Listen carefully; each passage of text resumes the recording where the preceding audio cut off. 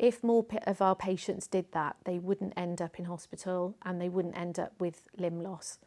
My name's Melissa Blow and I'm a specialist podiatrist in Aneurin Bevan University Health Board.